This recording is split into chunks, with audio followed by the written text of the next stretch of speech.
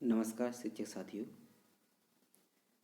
आज हम सीडीपी का चौथा प्रैक्टिस सेट लेकर उपस्थित हुए हैं। चलिए इनके हम प्रश्नों को अध्ययन करते हैं। पहला प्रश्न है, लेकिन इससे पहले का जो तीसरा जो सेट करवाए थे उसमें हमने 30वें नंबर का जो क्वेश्चन था उसका आंसर आपको कमेंट करके बताने के लिए कहा था। बहुत से लोगों के कमेंट्स भी आए। तो जो 30वां क्वेश्चन था उसका आंसर क्या था वो हम आपको बता दें।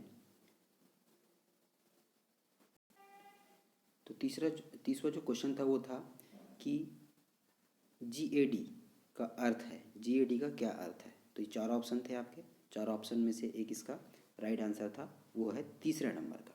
तीसरा जो है आपका वो क्या है, तीसरा इसका करेक्ट आंसर है क्या कि सामान्यीकृत चिंता विकार, इसका राइट आंसर है। ठीक है। अब बहुत से लोगों का जो इसमें कमेंट आया था सही था। उम्मीद करते हैं ऐसे ही आप कमेंट करते रहें और बता। चलिए आज की प्रश्न उत्तरी श्रृंखला को करते हैं। आज के सीडीपी के क्वेश्चन करते हैं। पहला क्वेश्चन आपके समक्ष है कि एक छात्र को असाइनमेंट पूरा करने के लिए उसके रुचि के 15 टॉपिक दिए जाते हैं। यह उसके डेस अधिगम कार्य में वृद्धि करता है। कौन सा अधिगम कार्य है उसमें वृद्धि करता है, आपके सामने आंसर भी यहाँ दिया गया है। तो उसके भाई बौद्धिक जो विकास होगा, बौद्धिक जो वृद्धि होगी, उसके ऊपर यह क्या करता है, कार्य करता है। चलिए अगला प्रश्न जो है इसके ऑप्शन आपको बताए नहीं जाएंगे, पहले आप इसको पढ़िए, इसके ऊपर सोचिए, उसके बाद फिर आपको आंसर इस पर बताया जाएगा। क्या है कि निम्नलिखित में से किस क्षेत्र में ADHD बच्चों को कठिनाई होती है। कौन सा क्षेत्र है जिसमें कठिनाई होती है वो आपको बताना है। तो मैं आपको बता दूं कि केवल ध्यान देना, केवल अति सक्रियता, केवल आवेग नियंत्रण, ये जो तीनों बातें हैं, उपयुक्त जो तीनों बातें हैं, इन सभी बातों पर क्या होता है, कठिनाई होती है। तो ये उपयुक्त सभी तीनों बातें इसमें आएंगी। चलिए अगले प्रश्न की तरफ बढ़ते हैं। तीसरा नंबर का प्रश्न है आपका, क्या कहता है, एक बुद्धि परीक्षण में एक 9 वर्ष के लड़के की मानसिक उम्र 10 वर्ष बताई जा रही है, 10 वर्ष पाई जा रही है। तो वह डेस के IQ वर्गीकरण से संबंधित है। एक 9 वर्ष के लड़के की जो मानसिक उम्र है वो 10 वर्ष पाई गई है। तो उसमें क्या होगा भाई, उसका क्या बताया जा रहा है, किस चीज़ को वर्गीकृत किया जा रहा है। तो भाई जल्दी से इसका आंसर बताइए, सोच लिए होंगे आपने। इसका जो आंसर है वो क्या है आपका, औसत। तीसरे का राइट आंसर क्या है, औसत। चलिए आगे अगले प्रश्न की तरफ बढ़ते हैं। चौथा नंबर का प्रश्न क्या कहता है कि विकास का कौन सा सिद्धांत विकास में सामाजिक संबंधों पर भी ध्यान केंद्रित करता है। कौन सा सिद्धांत ध्यान केंद्रित करता है। भाई हम जानते हैं यहाँ सामाजिक विकास की बात आई है, सामाजिक की बात आई है, तो वो किस पर ध्यान केंद्रित करता है, वो कौन है, हैं? तो इसका जो पहला आंसर है, पहला जो ऑप्शन है वही क्या है आपका, राइट है। वो क्या है आपका, वाइगोत्स्की। चलिए अगले प्रश्न की तरफ बढ़ते हैं। 5वां नंबर का प्रश्न आपके समक्ष है, जल्दी से 5वें नंबर को पढ़िए और इसका आंसर कीजिए। क्या कहता है प्रश्न, छात्रों को कक्षा में लोहे की धातु के उपयोग को सूचीबद्ध करने के लिए कहना एक शिक्षक को यह जांचने में मदद करेगा कि छात्रों की निम्नलिखित में से कौन सी रचनात्मक क्षमता है। किस चीज़ को बताएगा जो शिक्षक को जांचने में मदद करेगी, कौन सी चीज़ है। उसका लचीलापन है क्या, उसका मौलिकता है, विस्तार है, प्रवाह है, क्या है, जल्दी से बताइए। तो इसका जो आंसर है वह है आपका क्या, चौथा नंबर का ऑप्शन, क्या हो जाएगा, प्रवाह। ठीक है, ये इसका राइट आंसर है। चलिए अगले प्रश्न की तरफ बढ़ते हैं। 6वां नंबर का प्रश्न जो है वो क्या है कि मास्लो के प्रेरणा के पदानुक्रम में आवश्यक गति होनी चाहिए। मास्लो के प्रेरणा के पदानुक्रम में आवश्यक गति होनी चाहिए। कौन सी गति होनी चाहिए वो आपको बताना है। जल्दी से पढ़िए क्वेश्चन को और सोच लीजिए आपने क्या आंसर सोचा है, क्या आपका आंसर सही है या नहीं। चलिए, इसका जो राइट आंसर है वह है सामाजिक आवश्यकता से आत्मसिद्धि तक, मतलब चौथा नंबर का जो ऑप्शन है वह आपका क्या हो जाएगा, इसका राइट हो जाएगा। चलिए अगले प्रश्न की तरफ बढ़ते हैं। 7वां नंबर का प्रश्न क्या कहता है कि परामर्शदाता के लिए आवश्यक विशेषता का चयन करें।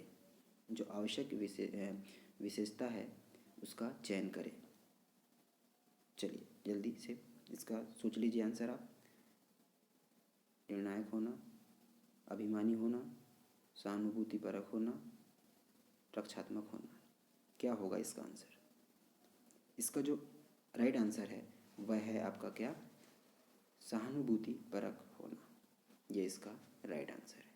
चलिए अगले प्रश्न की तरफ। 8वां नंबर का प्रश्न क्या कहता है, अगर गर्भावस्था के दौरान माँ ने बड़ी मात्रा में शराब का सेवन कर लिया है तो शिशु को क्या नुकसान होने की संभावना है? बहुत बढ़िया क्वेश्चन है। इस क्वेश्चन को तो आप मोस्ट आईएमपी मान लीजिए और ये आना ही है, ऐसे क्वेश्चन आते ही है। तो जल्दी से इसका आंसर सोच लीजिए क्या होगा।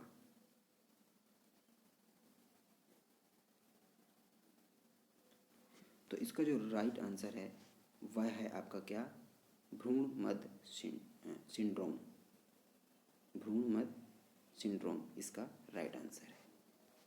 चलिए अगले प्रश्न की तरफ बढ़ते हैं। 9वां नंबर का प्रश्न है आपके समक्ष, जल्दी से इसको पढ़िए और इसका आंसर सोचिए कि छात्र के उद्दंड हो जाने की स्थिति में एक शिक्षक को किस रणनीति का उपयोग करना चाहिए? कौन सी रणनीति का उपयोग करना चाहिए? क्या उसे दंड देना चाहिए? क्या कक्षा के नियमों को छात्रों को याद दिलाना चाहिए? छात्र के साथ वाद विवाद करना चाहिए? क्या करना चाहिए? आश्चर्यचकित कर देना चाहिए? कौन सी चीज़ें करना चाहिए जो बच्चा अगर उद्दंड है उसके लिए? शिक्षक, आप शिक्षक बनने जा रहे हैं, आपको बहुत सी रणनीतियों को याद रखना पड़ेगा, क्योंकि हम बच्चों को तो दंड तो दे नहीं सकते, तो इसका तो ये आंसर होगा नहीं। दूसरा ऑप्शन क्या कह रहा है कि कक्षा नियमों को छात्रों को याद दिलाना, कि कुछ नियम होते हैं, कुछ अनुशासन होते हैं, उसको हम याद दिलाएंगे, ये हमारा राइट आंसर हो जाएगा। चलिए अगले प्रश्न की तरफ बढ़ते हैं। 10वां नंबर का प्रश्न आपके समक्ष है, जल्दी से इसको पढ़िए और आप आंसर सोचिए क्या होगा। क्लासिकल कंडीशनिंग होने से पहले अनुबंधित उत्तेजना का वर्णन करने के लिए कौन सा शब्द दिया गया है? इनमें से एक शब्द है, वह कौन सा शब्द दिया गया है जो क्लासिकल कंडीशनिंग के होने से पहले की बात की गई है?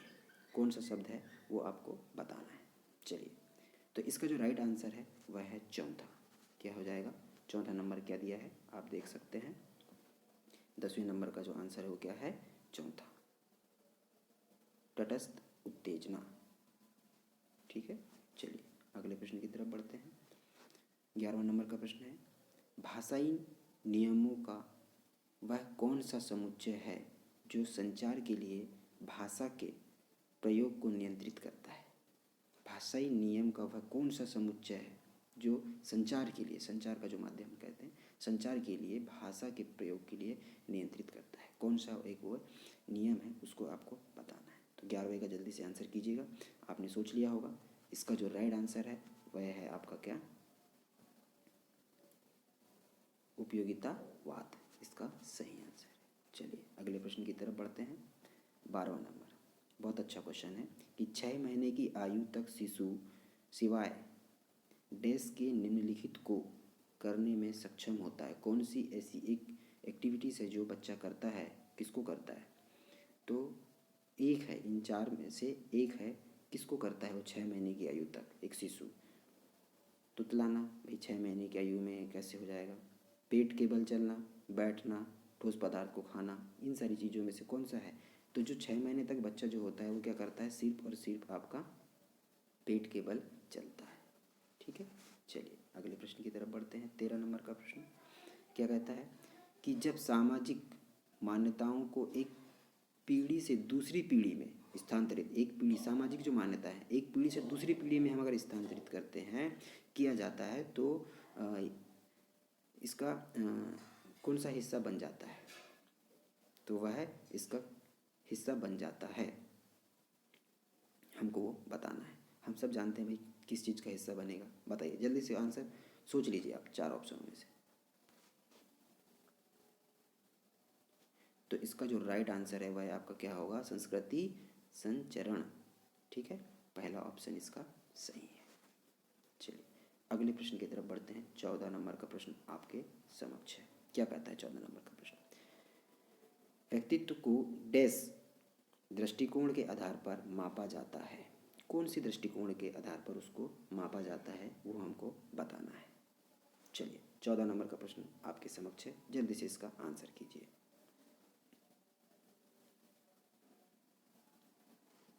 तो इसका जो राइट आंसर है वह है आपका क्या, चौथा नंबर का आंसर, नीमान वेसी उपागम से मापा जाता है।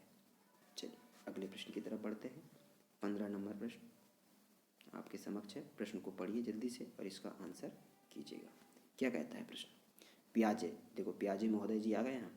पियाजे के 4 विकास अवस्थाओं में से किस अवस्था में वस्तु स्थायित्व विकसित होता है। वस्तु स्थायित्व जो है उसको विकसित किया जाता है, कौन सी अवस्था होती है, 4 अवस्थाएं, चारों अवस्था में कौन सी अवस्था है, जल्दी से बताइए।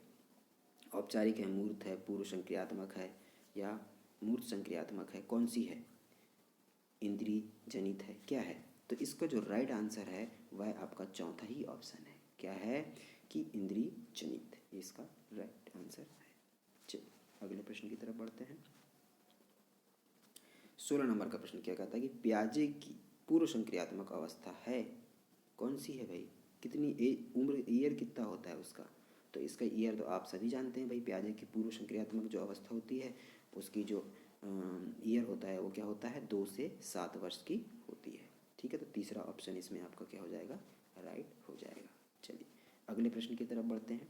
17वां नंबर का प्रश्न आपके समक्ष है, जल्दी से प्रश्न को पढ़िए और इसका आंसर कीजिएगा। क्या कहता है प्रश्न, किसने कहा, प्रश्न को अच्छे से सुनिए, किसी एक मतलब महानुभाव कहा जाए या एक वैज्ञानिक जो हैं मनोवैज्ञानिक, उनने कहा है कि किसने कहा कि बुद्धिमत्ता समस्याओं को हल करने या कम से कम एक संस्कृति या एक समुदाय में मूल्यांकन उत्पादकों को बनाने के लिए कुछ तरीकों से जानकारी को संसाधित करने के लिए जैव मनोवैज्ञानिक क्षमता है, किसने कहा है बताइए।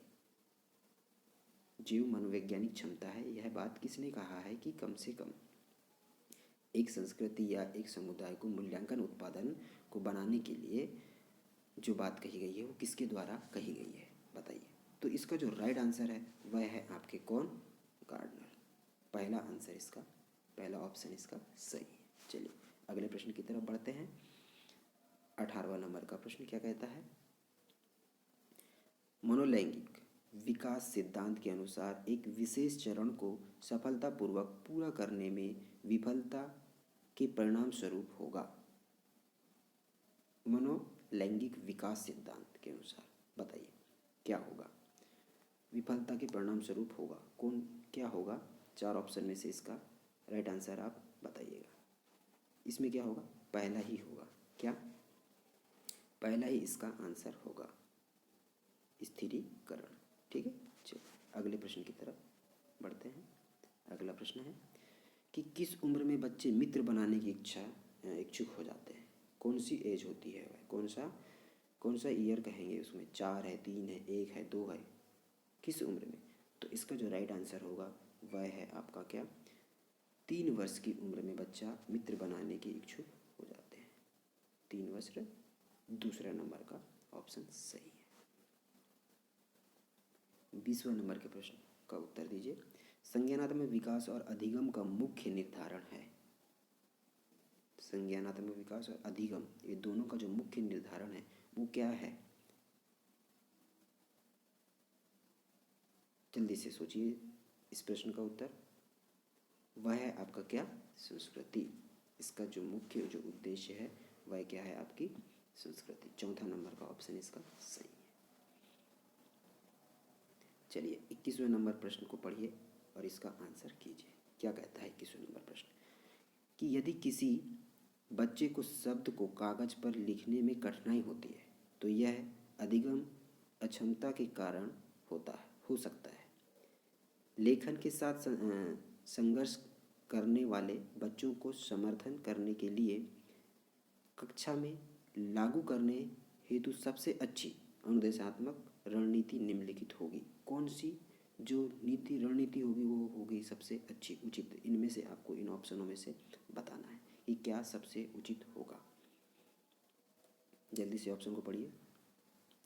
तो जो यहाँ जो बताया गया है कि अधिगम अक्षमता के कारण हो सकती है क्या कठिनाइयाँ, तो लेखन के साथ संघर्ष करने के लिए बच्चों में जो एक समर्थन जो किया जाएगा तो वो कौन सा लागू किया जाएगा, वो कौन सा उचित होगा, वो आपको बताना। तो इसमें जो चौथा नंबर का जो ऑप्शन है वह आपका क्या है, राइट है, कि संरचना के साथ मदद करने के लिए विस्तृत निर्देश और जो ग्राफ होते हैं उसका क्या करना है, हमको आयोजक प्रदान करना है। ठीक है, जो विस्तृत निर्देश होते हैं उसके बारे में बताएगा। तो चौथा नंबर का ऑप्शन इसमें क्या होगा, इसमें चौथा नंबर का ऑप्शन सही होगा। चलिए अगले प्रश्न की तरफ पढ़ते हैं। 22वां नंबर का प्रश्न क्या कहता है कि वह चर जिसे वैज्ञानिक अन्वेषक बतलाता है या उसको हम कह सकते हैं हेर फेर कहा जाता है, उसे कहा जाता है, उसे क्या कहा जाता है बताइए, उसे हम क्या कहेंगे। इसका जो राइट आंसर है वह है आपका क्या, पहला ही स्वतंत्र चर। उसे हम क्या कहते हैं, स्वतंत्र चर जिसे वैज्ञानिक अन्वेषक बतलाता है या हेर फेर करता है। ठीक है, चलिए अगले प्रश्न की तरफ बढ़ते हैं। 23वां नंबर का प्रश्न क्या कहता है, बच्चों के दिमाग में बनने वाले मानसिक नेटवर्क जो है को एक रूप में जाना जाता है। मानसिक जो नेटवर्क उसको एक रूप में हम क्या कहेंगे, क्या जानेंगे उसको भाई, क्या उसको हम कहते हैं। जल्दी से ऑप्शन को पढ़िए, प्रश्न का उत्तर सोचिए, और इसका राइट आंसर है चौथा नंबर का। उसको हम क्या कहते हैं, स्कीमा कहते हैं, परिकल्पना क्या कहा जाता है, स्कीमा या परिकल्पना। चौथा नंबर का इसका ऑप्शन राइट है। चलिए 24वें नंबर प्रश्न को आप पढ़िए। पावलोव जी आ गए अपने, कि पावलोव जी ने जो क्लासिकल जो कंडीशनिंग है के प्रयोग में किस जानवर को शामिल किया था। भाई पावलोव आप सब जानते हैं, लार टपका है, खाना भोजन गया, क्या हुआ, कुत्ता। ठीक है, तो ये कुत्ते के ऊपर उन्होंने एक जानवर था उसको शामिल किया था, उसके ऊपर उन्होंने अध्ययन किया था। चलिए 25वें नंबर का प्रश्न क्या कहता है, एरिक्सन के मनोसामाजिक विकास के किस चरण में प्रतियोगिता की भावना का विकास सम्मिलित होता है। एरिक्सन के किस मनोसामाजिक, तो जो प्रतियोगिता की जो भावना है वो जो विकसित होती है वो चरण को आपको बताना है, क्या वो उसमें विकसित होता है। ठीक है, कौन सा उसमें सम्मिलित है ये आपको बताना है। 4 ऑप्शन में से पढ़िएगा। तो इसमें जो राइट आंसर है वो क्या है, उद्योग बनामहीनता। दूसरा ऑप्शन इसका क्या है आपका सही है, उद्योग बनामहीनता इसका राइट आंसर है। 25 के बाद 26वां क्वेश्चन आपके समक्ष है, जल्दी से इसका आंसर दीजिए। निम्नलिखित में से रचनात्मक के लिए एक अवरोध नहीं है। रचनात्मकता के लिए एक अवरोध नहीं है। एक अवरोध जो है वो एक यहाँ जो बात है वो नहीं है, बाकी सब है। तो कौन सी ऐसी बात है जो यहाँ नहीं है, तो वो क्या है भैया, भिन्न सोच, ये चीज़ नहीं है। ठीक है, कार्यात्मकता है, अभिसारी है, मानसिक से ये सब कुछ है, लेकिन जो भिन्न सोच है वो अवरोध नहीं है। ठीक है, तो भिन्न सोच जो है वो एक अवरोध इसके लिए नहीं है। ठीक है, चलिए अगले प्रश्न की तरफ बढ़ते हैं। 27वें नंबर का प्रश्न क्या कहता है, कोशिका विभाजन में त्रुटि के कारण, देखो कोशिका विभाजन में त्रुटि के कारण निम्नलिखित में से कौन सा विकार होता है। कौन सा एक विकार होगा, उस विकार को आपको बताना है। चलिए तो इसमें जो चौथा नंबर का ऑप्शन है वो आपका क्या है, सही है, डाउन सिंड्रोम जो है, ये जो कोशिका विभाजन में त्रुटि के कारण निम्नलिखित में से कौन सा विकार नहीं होता, तो ये जो है वो नहीं होता है। चलिए 27 के बाद 28वें नंबर को प्रश्न को पढ़िएगा और इसका आंसर कीजिए। क्या कहता है प्रश्न? वह प्रथा जो समाज में शक्तिशाली पुरुषों की प्रभावी स्थिति को वैध बताती है और आम पुरुष आबादी और महिलाओं के अधीनता को औचित्य प्रदान करती है और एक पुरुष होने के अन्य सीमांत तरीकों को डैश कहा जाता है। अब क्या कहा जाता है उसको ये बताना है। बहुत सही क्वेश्चन है ये। तो इसका राइट आंसर आपने सोच लिया होगा, क्या होगा? जल्दी से सोच लीजिए।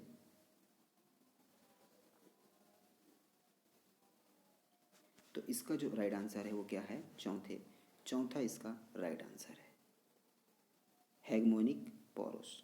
ठीक है, इसका राइट आंसर। चलिए अगले प्रश्न की तरफ बढ़ते हैं। 29 नंबर का प्रश्न, पाठ्यक्रम से आपका क्या मतलब होता है? पाठ्यक्रम से आपका क्या मतलब होता है ये आपको बताना है। बताइए। सारे ऑप्शन पढ़ेंगे, खुद ब खुद आपको आंसर निकल के आ जाएगा। अगर हम नीचे से ऑप्शन को पढ़ना शुरू करें या ऊपर से भी पढ़ेंगे, विद्यालय में गतिविधियों का समग्रता, वार्षिक अध्ययन की समग्रता, एक बच्चा पाठ्यक्रम से अधिगम करता है, पूर्व वर्ष में शिक्षकों द्वारा छात्रों को पढ़ाए जाने वाले पाठ्यक्रम को इंगित करता है। तो भाई पाठ्यक्रम का से आपका क्या मतलब है कि भाई पूर्व जो वर्ष में जो शिक्षा दी गई है शिक्षकों के द्वारा, उसको पढ़ाए गए उसको इंगित करता है। ठीक है, तो इसका जो राइट आंसर हो जाएगा वो क्या हो जाएगा? चौथा, कि पूर्व बोला था मैंने, पूरे वर्ष में है, पूरे वर्ष में शिक्षकों द्वारा छात्रों को पढ़ाए जाने वाली, पूरे वर्ष भर में जो पढ़ाया गया है उसको, तो वो पाठ्यक्रम को क्या करता है? इंगित करता है। वही हमारा पाठ्यक्रम होता है। चलिए 30वां नंबर का प्रश्न है और इस प्रश्न का उत्तर आप लोग मुझे कमेंट करके बताएंगे। जैसे इससे पहले के वीडियो में आपने बहुत से लोगों ने कमेंट करके बताया था, वैसे ही इसका आप कमेंट करके बताएंगे। 30वां नंबर का प्रश्न आपके समक्ष है। चलो इसको पढ़ लेते हैं कि विद्यार्थी दीर्घ अवधि में किस माध्यम से अपने अनुचित अवधारणाओं से पार पा सकते हैं? ठीक है, इसका आपको कमेंट करके आंसर बताना है। तो ये वीडियो आपको कैसा लगा आप कमेंट करके ज़रूर बताएं। अगर ये वीडियो आपको अच्छा लगता है तो आप अपने दोस्तों को, अपने बहनों को, अपने रिश्तेदारों को ज़रूर शेयर करें ताकि उन लोगों का भी वर्ग 3 का एग्ज़ाम अच्छे नंबरों के साथ निकल सके। और अगर आपने इस चैनल को अभी तक सब्सक्राइब नहीं किया है, लाइक नहीं किया है, तो ज़रूर इसे सब्सक्राइब करें, लाइक करें और शेयर करें। धन्यवाद। जय हिंद।